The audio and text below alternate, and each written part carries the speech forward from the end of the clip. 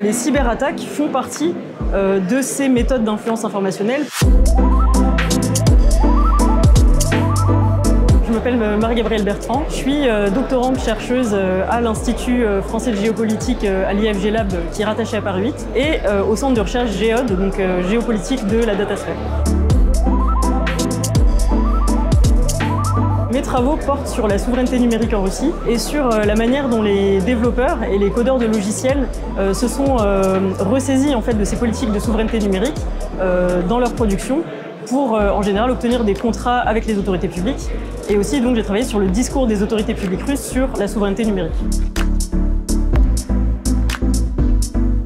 Les pratiques d'influence informationnelle russe se concrétisent par des contenus, des messages qui sont diffusés en ligne. Ça peut être sur des sites web ou sur les réseaux sociaux ou via des vidéos par exemple qui vont être publiées sur des médias en ligne comme YouTube ou sur des médias russes. Et en fait ces messages sont diffusés donc au moyen du numérique, de l'internet et à l'aide d'outils qui permettent d'automatiser souvent la diffusion en masse de ces contenus.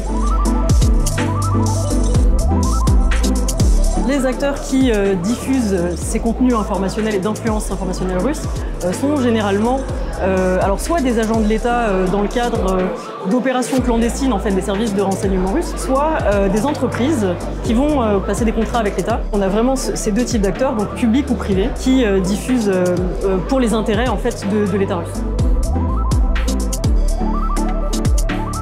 Les enseignements qu'on peut en tirer pour la cyberdéfense française, c'est que les opérations d'influence informationnelle russe dans le champ cyber en fait utilisent toutes les opportunités possibles.